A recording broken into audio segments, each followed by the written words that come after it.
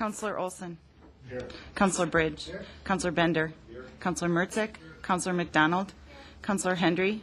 Councillor Finsland. Here. Councillor Herrick. Here. Councillor McKenzie. Here. Councillor Dahlbeck. Here. Councillor Nowicki. Here. And Councillor Sather. Here. I'd like to state at this time that as council, I'll be reserving my right to vote on any issues that come before the council. Item number 4 is approval of the minutes from January 18th, 2011. Second. Motion by Councillor Dahlbeck, second by Councillor Herrick. Those in favor say aye. Those in favor say aye. Aye. Got to turn my mic on. And those opposed? Motion passes. Item 6 is the consent agenda. There is a change 6.4, 6.5, and 6.6. The claims, those are being referred to the Claims Committee rather than received and filed. And Councillor McKenzie is requesting item 6.8, number 2, be separated out for discussion. Is there a motion for the balance of the consent agenda? Sorry. Councillor Henry and Councillor Herrick. Herrick with a second. Thank you. All those in favor say aye. Aye. Opposed? Same sign. Thank you. Item 6.8 is, and number 2 is the Human Resources Committee of January 17th. Recommendation to approve the restructure of the Building Inspection Division Supervision as recommended. Okay, there's one person signed up to speak. Do any councilors wish to address this first? Now we'll have a person, D. Fetters. Is it D. Fetters, sir? And Ms. Fetters, as you approach the podium, I'll remind the audience that each speaker has 3 minutes, and I'll try to get your attention without interrupting you. Thank you. I'd like to say good evening to everyone. I do have a little bit of a hearing problem, so when you talk, I can't hear you. My name is Deanna Fetters, and I have a copy available of everything that I'm going to say so you can refer to later. I'm wondering, I went out and talked to some people in the community, and I don't get involved very often, but some of the questions they asked me, I couldn't answer. And I'd like to know if this proposal is going to cost or save the city money. If it's not going to do either, it's a wash. Why even do it? Now, I'm wondering if this is a way to give a raise to the department head as the city did to a department head by giving the person a larger title. Does this eliminate a department head or cut salaries? What's the reason of the building inspection department going under the assessor's office? What is that reason? What, if any, services are being duplicated by doing this, by merging the two offices? What, if any, services, what are the new policies and procedures? And this really niggles me, this wording. I'm wondering if it is to train the building inspectors to reassess property at each inspection. Building inspectors and tax assessors have completely different roles as far as I know. And what's the level of procedure going to be on the right of entry for the tax assessor under this new plan? Can I say no to the entry of the building inspector since he's now going to be working with the assessor? What are my legal rights? How will the inspectors now identify themselves? Are they going to be a building inspector? Are they going to be a building assessor? Are they going to be a tax assessor? Will building inspection be a part of public works? Now, as I understand it, the building inspection employees report to the assessor. The city assessor reports to the finance department.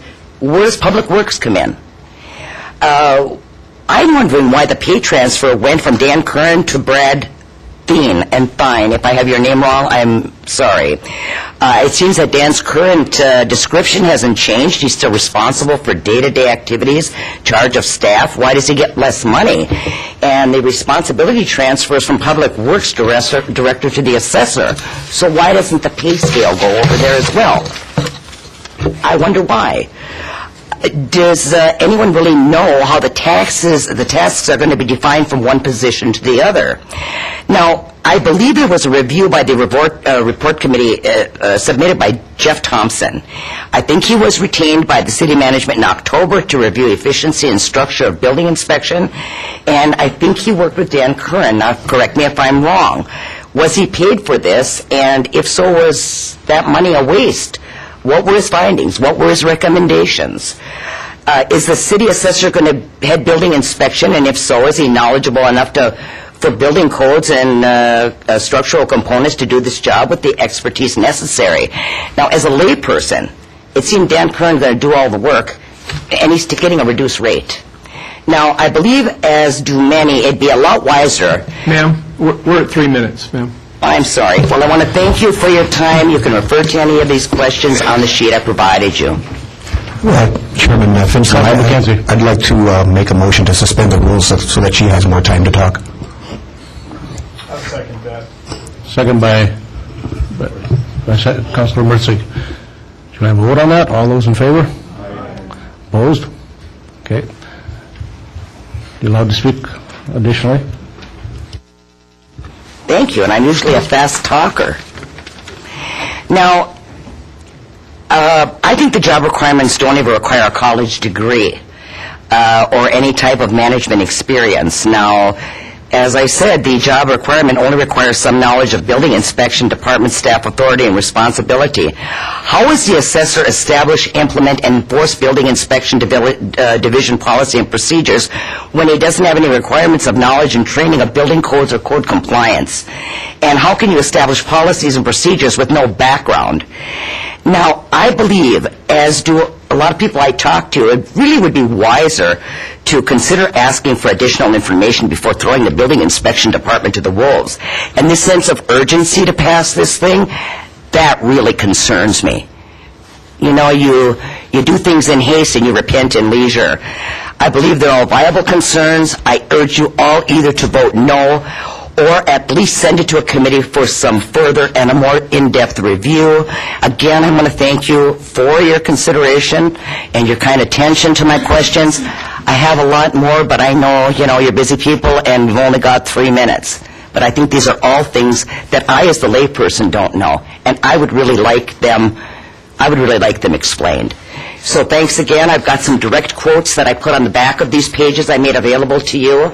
These were homeowners, retired people. Some are funny. Some I don't want to even say here.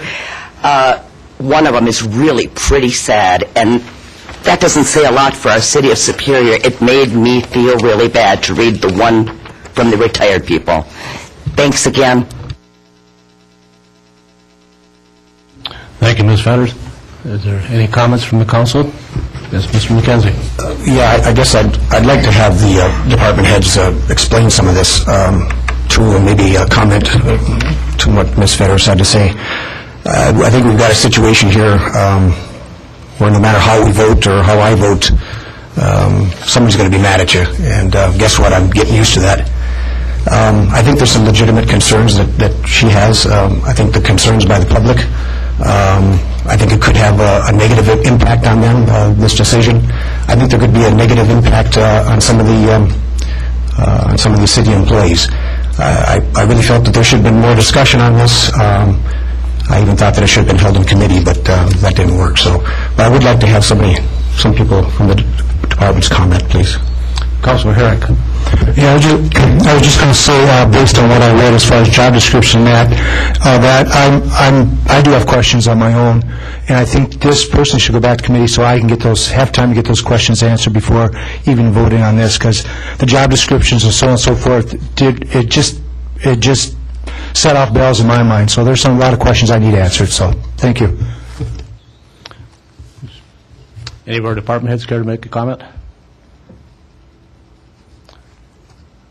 If not, do we have a motion? I'd like the motion to bring it back to committee so I can have some questions answered. Councilor Olson. That's what I was going to do. Okay. Motion is by Councilor Herrick and second then by Councilor Bender to refer it back to the HRC. Is that the motion? It was discussed thoroughly at the HRC a week or so ago, and I doubt that the outcome is going to be significantly different, but we can certainly review it. Any other further comments? Comment. City Attorney. Go ahead, Councilor Mercick. I didn't see your light. I would just encourage people in the community to attend this HR meeting when it goes back, listen to the discussion and maybe give some input at that point. by the time it gets to us here at the council, we put a lot of faith in what happens in these committees, and so typically we would vote what they recommend. But I think what we really lack in these committee meetings is community input. And like I said, at this point, it's not too late, of course, but it would be helpful for that decision-making process if we had input sooner. I'd like to make another point that the next scheduled HRC meeting is for Monday, the 21st of February, which is the day before Superior Days officially begins, but many people will be leaving early for Superior Days on Monday. If that's going to be a problem, I'd like to know ahead, and we can possibly reschedule that meeting. Councilor McKenzie? Yeah, I think it would be a good idea to reschedule that, Bob, because I'll be leaving town on Monday morning. Yeah, and we also have probably a license and fees meeting that same day, if that's going to be a conflict as well, Terry. I don't think there's anything. There may not be one on license and fees, okay? Okay. But, Cammie, you're aware that we have Superior Days coming up on the 21st as well, so we have time to get out that notice if we're going to change the meeting. Any further comments from the council? If not, all those in favor of the motion to refer, say aye. Aye. Anyone opposed? Motion's passed. Item 7 is business by department heads. 7.1, Parks and Recreation Administrator Mary Morgan is submitting the plans for the master park plan.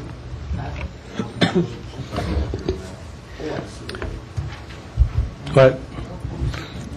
Council President Finsland, might we make a presentation to the council Yes, you before you certainly take are your welcome to make your presentation at Great, this time. thank you. Thank you, councilors and my colleagues at City and guests this evening. Tonight myself and members of the Park and Rec Commission are bringing to you a year's worth of work that has resulted in 3 separate plans. One is a Billings Park renovation site plan. One is an update to the Superior Municipal Forest Plan, which has not been updated since 1995. And one is a brand-new master park plan, which has not been updated since the year 2001. And we were very fortunate in this planning process to have the help of a firm, Rettler Corporation from Stevens Point, Wisconsin. Mr. Jeff Balling, a senior landscape architect with Rettler, is going to make some remarks. And his boss is here, Rick Rettler, the president of the company as well. These folks have helped communities throughout Wisconsin form plans for their park systems. They have designed award-winning recreational facilities, athletic complexes. They have served school districts and universities. And very pleased to introduce Jeff Balling. I'm sorry, let me do that. Thank you, Mary. Thanks again for having us. I'm just going to walk us through the first part of the master park plan. And really, these comprehensive plans are important for a lot of reasons. It guides your community for the future and how you want to develop parklands. And it gets the input from the citizens, which is really important. And even better reason to do them is the DNR likes to have those on file so you can get funding from different agencies. So that's important. The second thing that is in the document are goals and objectives in the plan. And obviously, those are broad-based goals that really reflect your citizens' needs and goals of the plan. So the plan goes through and meets those goals and objectives.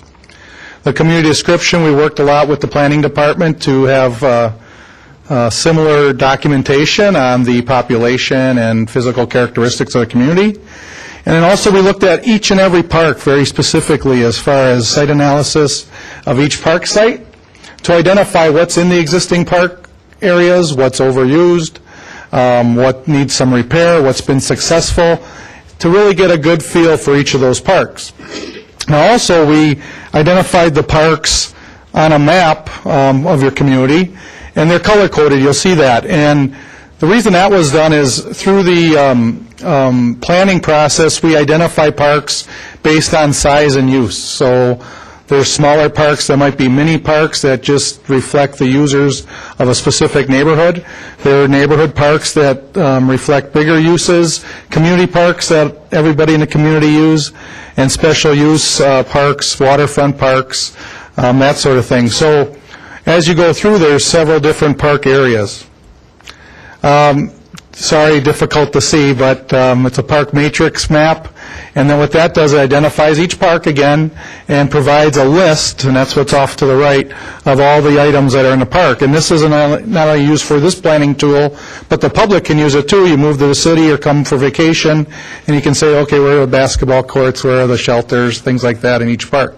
Pretty neat tool. Every planning process has a guide that you kind of follow, and there's 25 specific parks in the area. However, there's other open spaces in your community, but the National Recreation and Park Association is our guide typically when we do these, and their guide says that each community should have around 7 to 10 acres per 1,000 people. Now, you guys have this beautiful municipal forest that's 4,000 acres, okay? And you also have a lot of other acreage in the park. And when you look at all that acreage versus your population, you have 200 acres versus 1,000, okay? So you take out if you would take out the municipal forest, because it's such a large acreage, you still have 38 acres per 1,000 people. Now, that does sound like a lot versus the national average, and it is. However, we do a lot of these plans throughout Wisconsin, and all those folks really far exceed the national average, and most of them are in the 20 to 30 acres per 1,000. So you're not that far off the average taking out the municipal forest. Just another guide. Public input. Mary's going to come and talk about that. Thank you.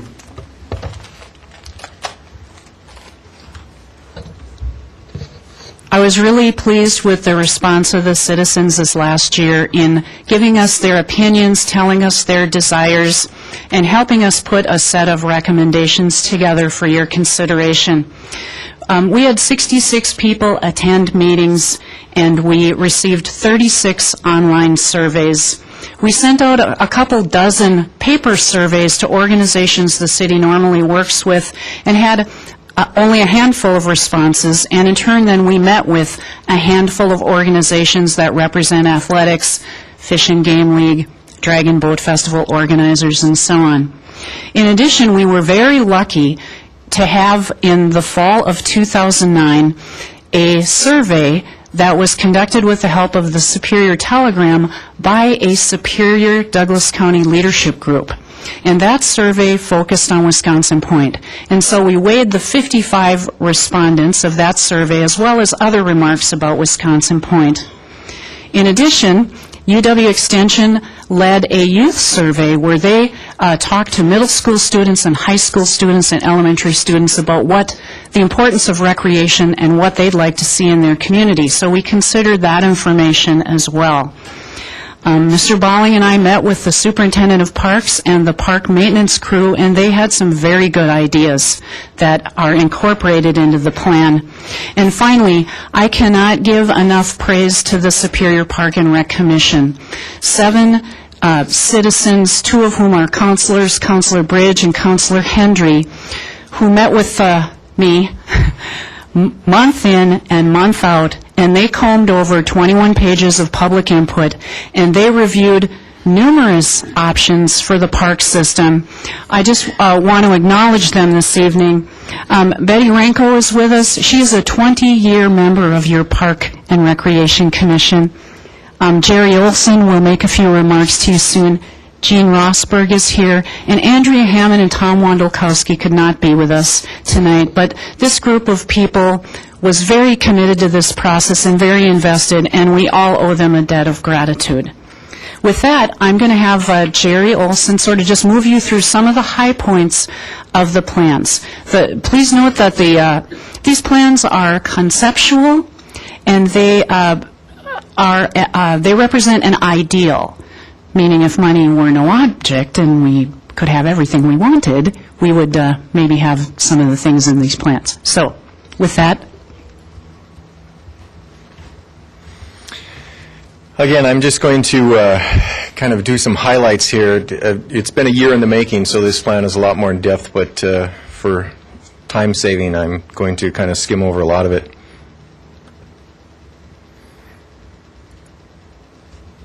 I should have apparently...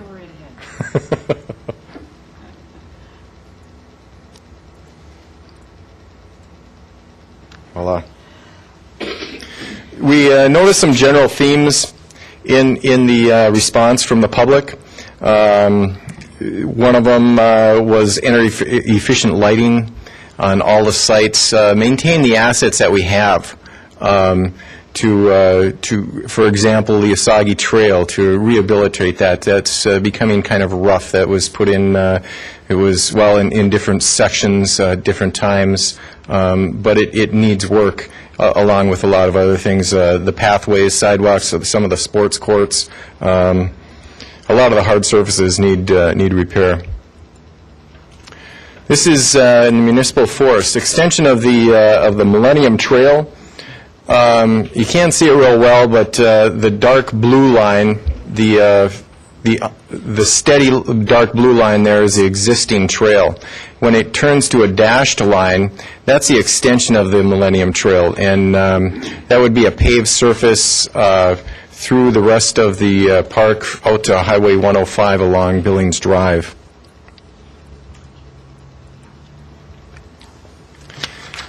This is a Billings Park master plan. This is a lot of work was put into this. This would be resurfacing the road, putting in curb and gutter, new bathrooms, new play equipment, new pathways, the bridge improvement, new lighting, entrance sign, a new entrance sign coming into the park, and also pavilions would be redone in there.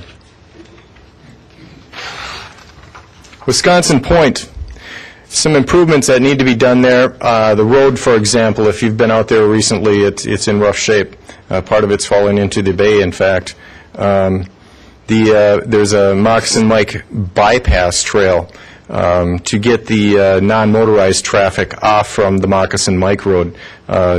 We have a lot of dump trucks heading up and down that road, and that's getting in rough shape. Plus, it gets dangerous for bicycles, pedestrians, and rollerbladers.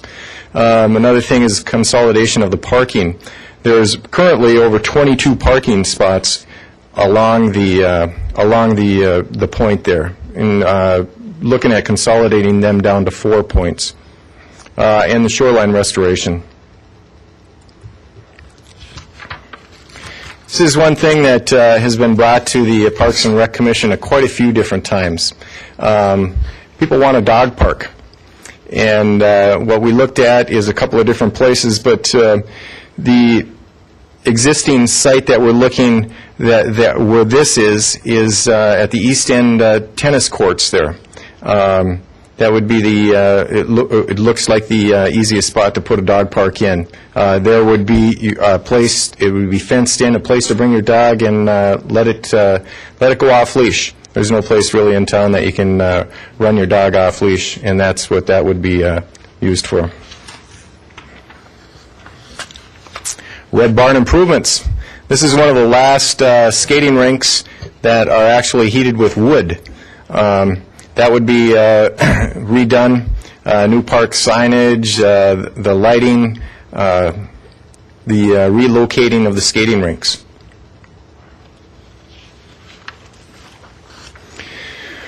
BMX bike course, I don't know if you're familiar with what that is, but this originally was part of the skate park 12 years ago in that concept. It was supposed to be developed behind there. The money wasn't there, but just to continue on with that and put that in. Splash Water Park. We have over 90 miles of shoreline.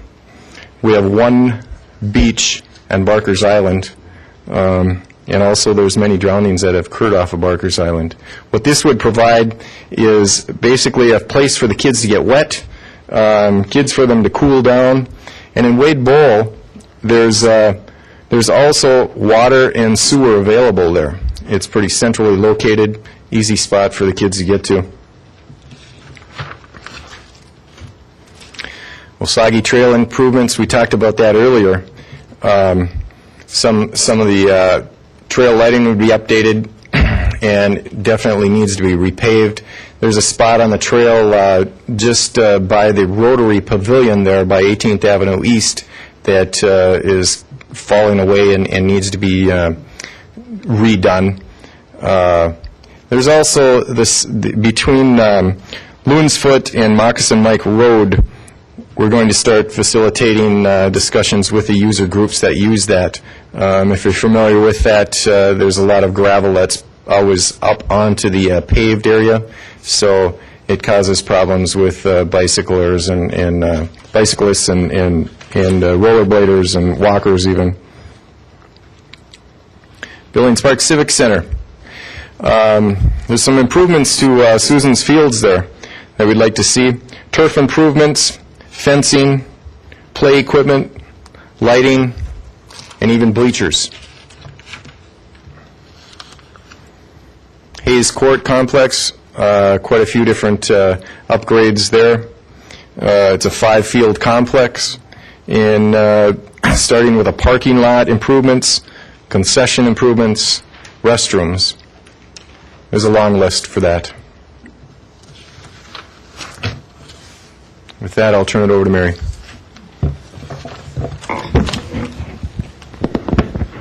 You're going to notice some differences in this plan. There's a capital improvement schedule that identifies recommendations with timeframes. Short-term, 1 to 5 years, mid-term, 6 to 10 years, and long-term, in excess of 10 years.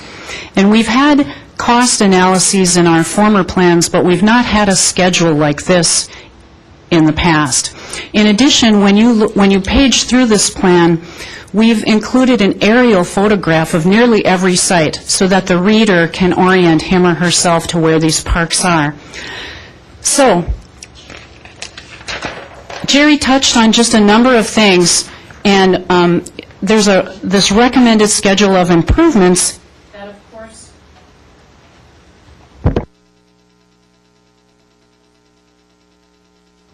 it has a price tag. And as I said earlier, this represents a conceptual plan for recommendations. They're not set in stone. It's, of course, very, very expensive. We know we don't have $14 million. We know we don't even have $8 million. What we tried to do is to make some short-term recommendations that touched on all areas: athletics, waterfront, parks, trails, the point, and so on, so that in the event that there were some grant opportunities that arose from the state and federal government, we would be positioned to apply for those grants. And right now, we don't know what the grant scenario will be at the state level, and we don't know what it'll be at the federal level. But we do know that there's been some Great Lakes funds, there's Wisconsin Coastal Management funds, there's Wisconsin Stewardship funds, and we were looking for a way to access the money, if at all possible. And I know of no grantor on the planet that will grant funds for projects that are not considered a priority by the community and by you. And so, with that, we would entertain questions if you had any. Councilor Mercick? Yeah, the question was that list of ideas that you folks came up with. Maybe I didn't understand the very last slide. Is there an order of what we would try to get first, or has that been determined, like we would do the waterfront projects first, or? No, it hasn't. It hasn't. What I can tell you is you have already allocated some funds for some 2011 projects. New play equipment at Billings Park, a bathroom at Billings Park, some repairs to the Osage Trail between 21st Avenue East and 30th Avenue East, and some lighting to light a ski trail in the forest. Beyond that, I'm asking you to approve these conceptual recommendations, and then as the city makes its capital preparations, we'll see how these projects match up to other things the city needs, but I will have a list of things that I may bring before you for your approval. Okay. It'll depend on what we can afford, Councilor Mertzig, and times are looking tight ahead. What is the current money situation? You have allocated $70K for a bathroom at Billings Park, and you've allocated another $40K for play equipment, $50K to repair that trail when we provide the labor, and something like $60K for the lighting scenario. That's 2011. 2011, okay. Councilor Bender? Well, first of all, Mary, I wanted to say thank you for all of this work. And as you know, I did read through these. Yes, sir, I know you did. Because I did find one small error, but... Yes, why don't we touch on that? Well, I think maybe you should. Councilor Herrick and Councilor Mertzig, I owe you an apology because you are not accurately noted in the Billings Park Plan title page, and I pledge to fix that. Very sorry. Actually, I would like to make one recommendation. We need to figure out a way to put this on digits as opposed to printing off all this stuff. I know Yes. ink, I had to buy an ink cartridge just the other day, and it's extremely expensive, so Yes. I think we could save a little money by... Counselor, we put on the web all of the recommendations in Yeah. the plan as well as the feedback, and I'm hopeful that once you approve the 3 plans, if you should approve them this evening or at a future meeting, we would be able to place them on the web in a digital format that the public can easily access. Yeah, Right, thanks. it's a really good idea. Thank you.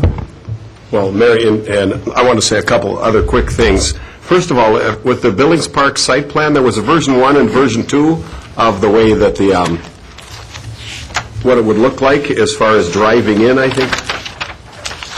Last couple pages. It really Yes, Counselor. it really shows 2 different scenarios as far as where the parking lots are going to be and whether it'll be separated as far as the entrance. And I was just wondering which one of those 2, The, concept 1, concept 2. Yeah, you're referring to 2 different versions, which had a number of differences, but primarily it was the road layout that was the change. And what the Park Commission determined is that the road ought to remain in the same place. And that's the least expensive way to make the necessary improvements. And is that concept 1 or concept 2? Well, we combined some of the other ideas, so it wound up being a hybrid. Okay. Is that, pardon? Okay. Then the only other thing I wanted to say was, what a good idea to have more signage for parks. Because, you know, my leadership group is working on signage for the Superior Municipal Forest, so I think You know, that's a good idea. I wanted to thank Gerald when he was saying that. The signage appears in every park, and a sum of money also appears in each site to explore retrofitting the lighting to an energy-efficient choice. The park signage is one of the few things that we did not accomplish in our 2001 plan. And because the city has established a new logo, we thought it would be prudent to have a consistent sign all throughout the system so people know they're in a city park and so on. Councilor Herrick? I just want to thank you and the committee and also all the citizens with their input. That was great. It's a really nice plan that you put together. Just one thing I just want to mention too is I'm glad you're making lighting a priority in all our parks because I think it'll, definitely benefit the people that want to maybe take a nice stroll in the evening. And just one question I had is, on the extension of the Millennium Trail out to Highway 105, you're looking at paths at 28 feet wide. Why do we need paths 28 feet wide? That's a really good question, Counselor, and the Park Commission really struggled about the extension of the Millennium Trail and what it should look like.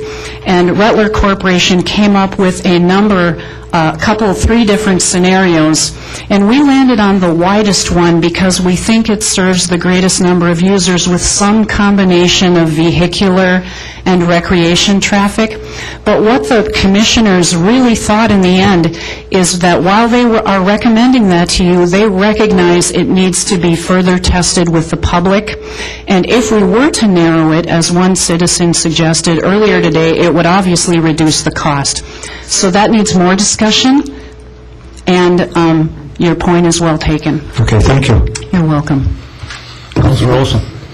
Mary, on Hayes Court Complex. Yes. Last year, we had talked about the possibility of sewer going to the concession stand that the Superior Youth Organization brought forward. Is that going to be in here? Is that a consideration of, or? What we did, Counselor, is we put the parking improvements that have come up in committee and the matter of the concession and restroom as high priorities. And Mr. Getzman and I have been talking a little bit about what our next capital plan looks like and whether we can bring that forward as a recommendation, particularly the matter of the parking lot, because it kind of got dwarfed up with the recent construction. So the answer is yes. We're thinking about it, talking about it, hopefully bringing it forward. Of course, it all depends on all the other needs the city has in the capital plan, the next round, meaning 2012 to 2014.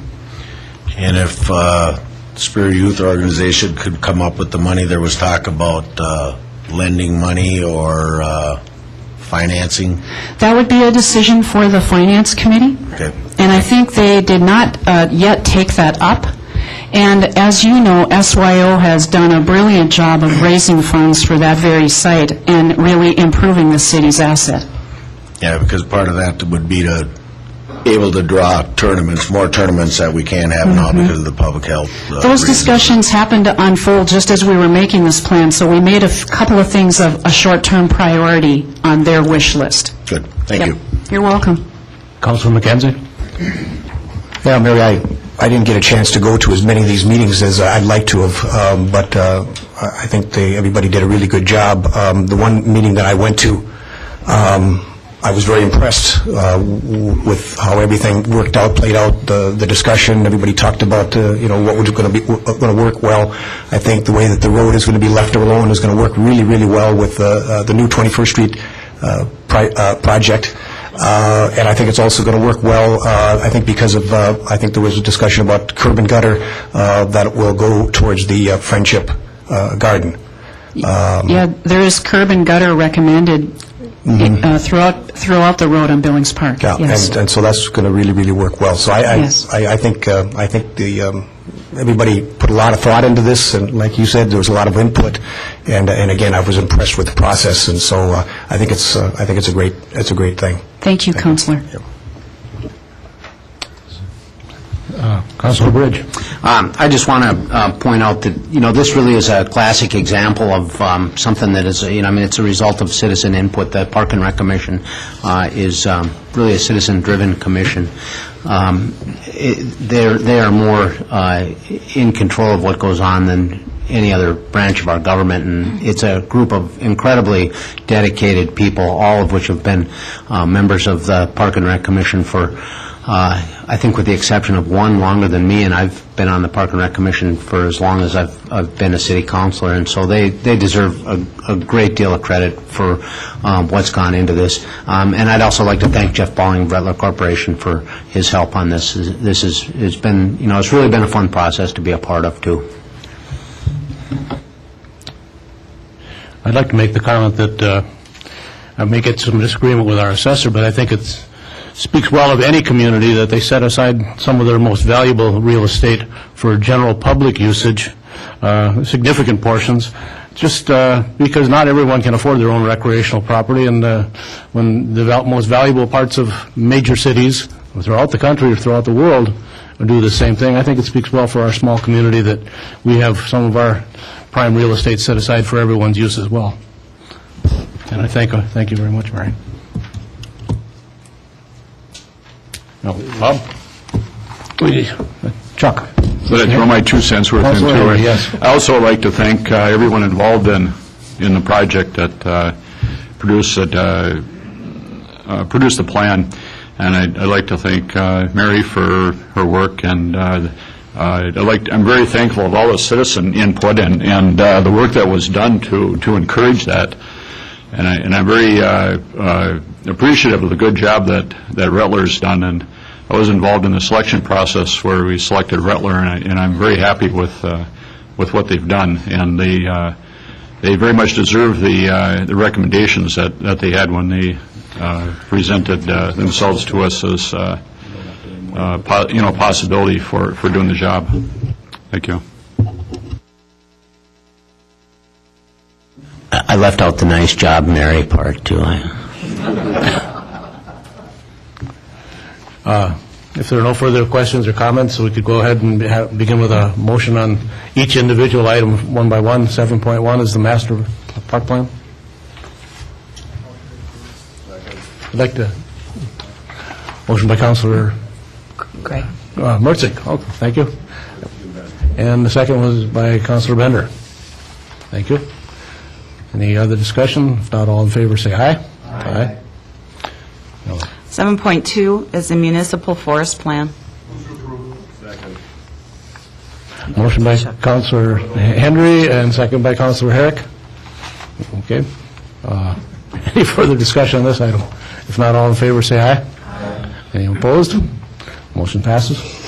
And 7.3 is the Billings Park site plan. Motion by Councilor McKenzie, second by Councilor Dahlbeck. All those in favor say aye. Anyone opposed? No. Motion is passed. Item 8 is business by the Office of the Mayor. Executive Assistant Gill is submitting the formation of the Redistricting Advisory Committee consisting of Susan Sandvik, Terry Kalan, John Fiskness, Randy Jones, Charlotte Nelson, Chuck Plesky, Joshua Christie, Diane Zimmerman, Tom Fennessy, and Fariba Pendleton. Motion by Councilor Dahlbeck, second by Councilor Bender. Any discussion? Councilor Mertzig. There was some question earlier, before the meeting started, of what the executive assistant submitting these, how, we kind of assumed that it would go through you. So can somebody just explain that? I don't have a problem with these appointments, it's just there was questions on who was appointing them. These names were submitted by Ronnie Gill, the executive assistant, but I think it was in discussion with Doug Finn, the county board chair, as well, because they have a say in who these people will be as well. And the redistricting is required by law.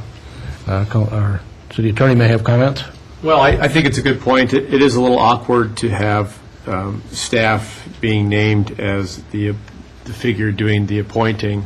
So I think it's appropriate to entertain a motion to amend the language of the three appointments contained in section number 8 to reflect acting Mayor Finsland as the appointing personality. Is that a motion by the councilor? Motion by Councilor Dahlbeck. Is there a second? Second by Councilor Bridge. Thank you for the high regard. I don't know if it's going to make any difference because I certainly have no other suggestions for any people to serve on this committee. Any further discussion? Yeah, Councilor McKenzie. I think, Terry, they were mostly reappointments anyways, weren't they? Well, the redistricting committee is new, but these were the appointments submitted by Doug Finn and approved by the county board. The other appointments, 8.2 and 8.3, yes, they are reappointments or submitted the bid district. I think they submitted 2 letters of interest, and the only letters that were received, so they were pretty much general housekeeping issues. Yeah, that's what I thought. Thanks. Was that motion to include these other 8.2 and 8.3 as well?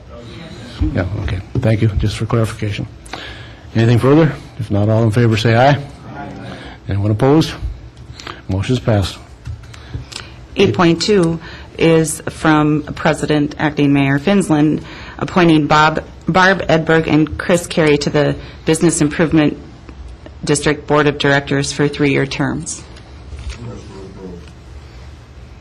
Motion by Councilor Henry and second by Councilor Bender.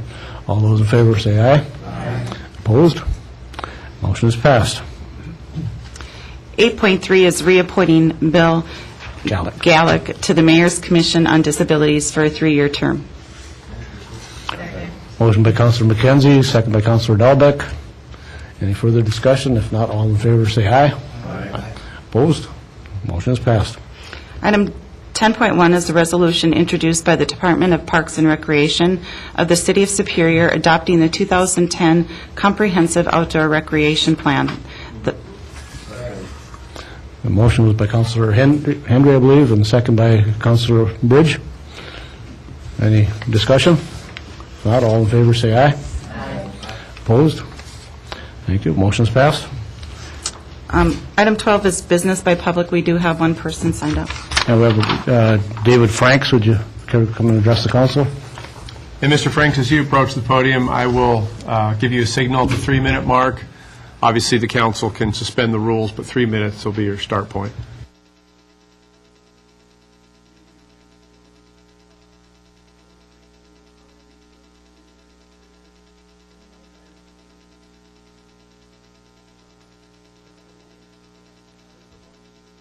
How's that, better? I retired from the Navy after 23 years and moved here to Superior. I have a brother that lives in town, and I'm here about my property taxes, for one.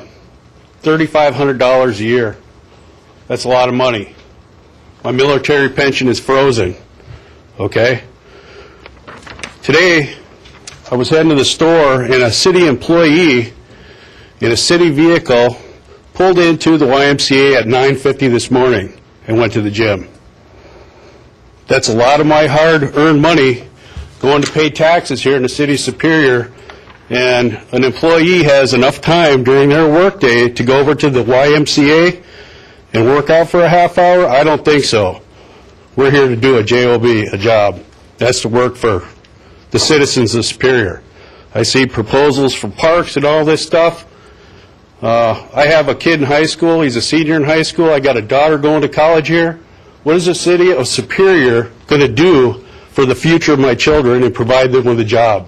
The same thing that the city of Ely in northern Minnesota did to me in the late 70s. I had to go into service for a job. I don't want to see that for my kids. I want them to grow up in this nice community. So we need to get a hold of what our employees are doing. They don't belong going to the gym with their gym bag. If they put a gym bag in a government or a city vehicle, they have intentions of not going to work. They're going to the gym. They can do that after work on their time. Puts their mind in the wrong mindset. 2, it's 72 degrees in this room. Are we green? 72 degrees. I can't afford on my pension and what I make to keep my house at 72 degrees. We're talking about paper, we're talking about energy. It's coming out of our pocket.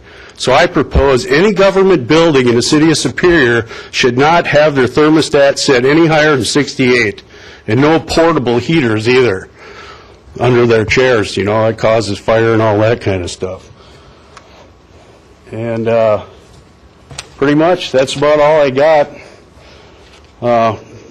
Section 2, our item number 346, it says, no official or employee shall use or permit the use of a city-owned vehicle, equipment, material, or property for personal use, except when such vehicles, equipment, materials, or property are generally available to the public at large. This section shall not apply to vehicles provided to certain personnel for the convenience of the city. And I'm sure that individual wasn't at the convenience of the city working out at the gym, period. That'd be a law enforcement officer, somebody like that, that needs that vehicle. It's serious. What we do with the little things can affect everyone in this community.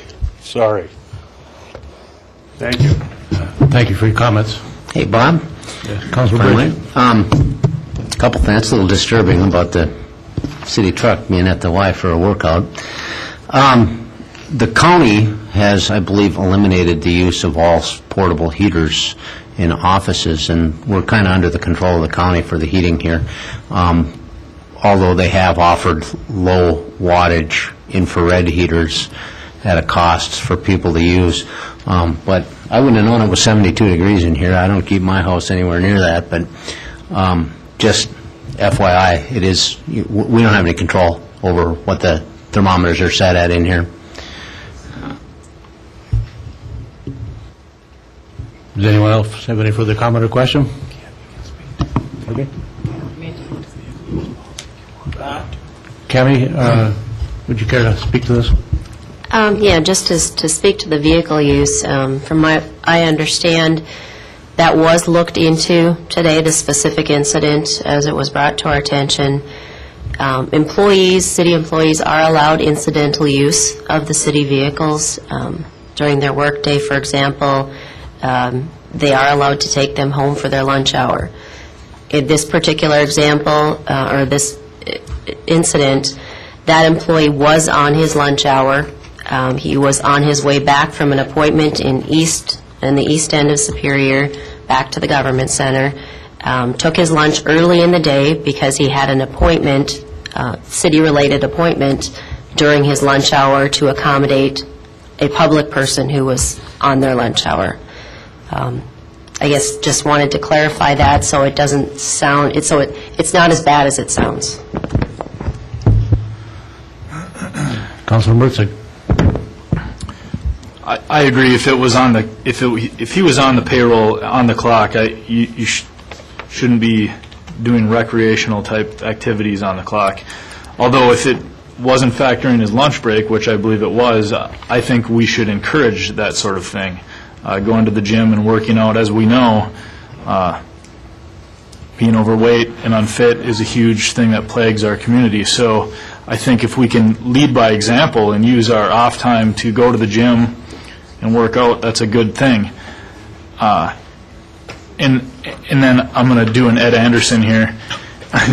My dad told me stories when he was a city employee back 30-some years ago where the dump trucks would go out to Park Point and park and drink beer on their lunch break. So I think we've really come a long way from then until now. That's all I have to say. Thank you. Councilman McKenzie. Yeah, like Councilor Bridge had said, we don't have any control of that, but who has control of that, and who can we talk to about turning the thermostats down to 68? I believe that, I don't know what the temperature set behind you there, but the county... Who's in charge of the boilers? I don't know who's in charge of the boilers, but you could talk to the county board chair, Doug Finn, or your individual county board representative. Because that is a good point. That is a good point. It's also right under the... Does any councilors have any further questions or comments? If not, a motion to adjourn. Councilor Wilson. I do have a question. If we're using city-owned vehicles for leisure or incidental use, are they paying the federal income tax reported for personal use on vehicles? We do have an employee in the finance department that has, the employees that have the city-issued vehicles, they do have to report mileage, and that is reported on their W-2. At the end of the year? Yes. At the 0.55%? That's what the federal law is. I just had to do it, so. But if we are using, the police used to get the bad rap of going to have and the big joke is the donuts all the time, but I think we curb some of that as well, too, and those people are on patrol more. I've seen city vehicles in South Superior that the same thing, and I don't know, you got to adjust your schedule sometimes, but when we've got 6 or 7 dump trucks sitting at the ICO in South Superior, where's the structure there? And if they're at other places in town,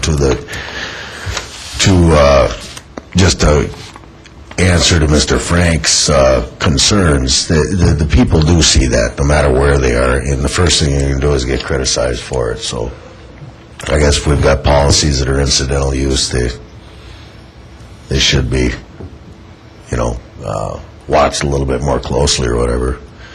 I know at one time last year actually 2 years ago, that the finance department was going through to make sure that the people that within the departments were being accountable for every hour, or how much time they were spending on projects and stuff like that. So I'm sure it's being continued, but the public wants to know that the city officials and or employees are accountable for what they're doing. And if we've got people that live in Minnesota and they're driving their vehicles over to Minnesota because they live there, and/or if they're getting gas or incidental use to go home for lunch, that should be looked at as well. Councilor Dalbeck? Well, I do believe that when you have a group of dump trucks in one area, they're doing a job in that area, and I do believe they have to take their breaks in that area, whether it be their 15-minute coffee break or their lunch break. They're not allowed to take that vehicle and come downtown, so maybe that's why they stop at the 7-Eleven or whatever it was you said you saw them at. They probably were having their break. Any further discussion? If not, a motion to adjourn would be in order. Motion by Councilor McDonald, second by Councilor Bender. All those in favor say aye. Aye. Aye.